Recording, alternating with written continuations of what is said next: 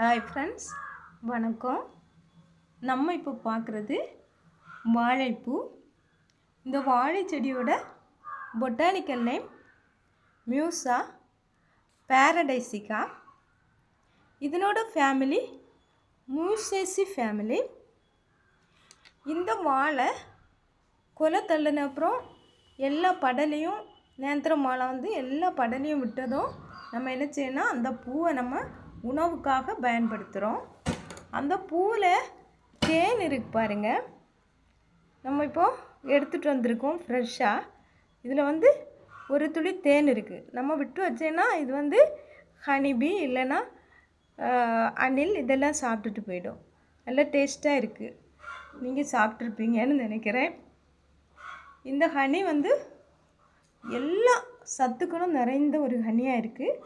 கிடைக்கும்போது நீங்கள் சாப்பிட்டுக்கோங்க. இந்த பூவை பற்றி பார்ப்போம்.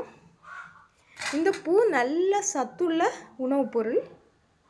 இதில் நார்ச்சத்து அதிகமாக இருக்குது, ஃபைபர், அப்புறம் அயன் அதிகமாக இருக்குது.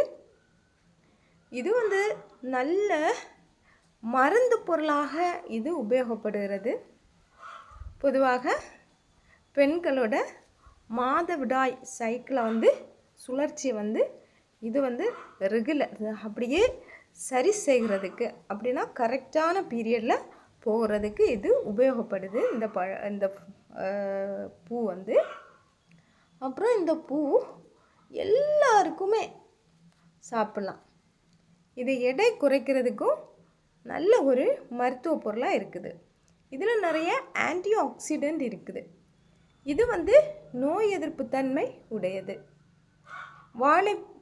வாழைக்காய் துவர்க்கும் அப்படின்னு படிச்சிருக்கிறோம். அதுபோல் பூவும் துவர்ப்பு சுவை உடையது. அப்படியே இருந்தாலும் நல்ல டேஸ்ட்டாக இருக்கும். நம்ம இந்த பூவை பயன்படுத்தி நிறைய ரெசிபீஸ் செய்யலாம். வாழைப்பூவில் நம்ம போண்டா தயாரிக்கலாம். அப்புறம் இதை பயன்படுத்தி கூட்டு செய்யலாம்.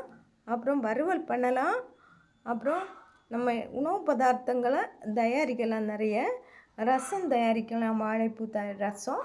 இதுக்கெல்லாம் நம்ம வேலைக்கு போகிறவங்களுக்கு ரொம்ப கஷ்டம் அப்படின்னு இதை ஒதுக்குவாங்க.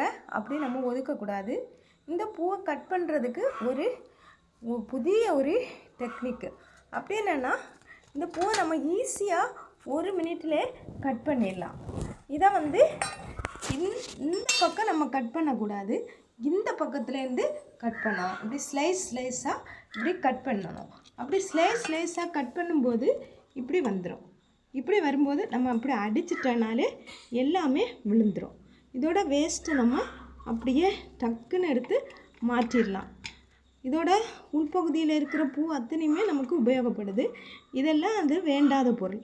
இதெல்லாம் நம்ம சீக்கிரமாக தூக்கி எடுத்து சரி செய்து இதை தண்ணியில் போட்டு கொஞ்சம் நேரம் ஊற வச்சுட்டு நம்ம பொரியல் பண்ணுறதுக்கு உபயோகப்படுத்தலாம். இதில் நிறைய சத்து பொருள் இருக்கிறதுனால எல்லாருமே இதை உணவில் சேர்த்துக்கிறது நல்லது. இப்போ நம்ம இந்த டஸ்ட்டெல்லாம் மாற்றிட்டோம். இப்போ மாற்றினதும் அது எப்படி இருக்குது பாருங்கள். நல்ல நம்ம கூட்டுக்கு தயார் பண்ணிட்டோம். இதை அவியல் வைக்கிறது போலையும் வைக்கலாம், தோரன் பண்ணலாம். அப்புறம் இதை என்ன வேணுனாலும் நம்ம என்ன விதத்தில் வேணாலும் சமைக்கலாம். பருப்பெல்லாம் சேர்த்து கூட்டு வச்சேன்னா நல்லா இருக்கும். இதில் இருக்கக்கூடிய ஆன்டி ஆக்சிடெண்ட்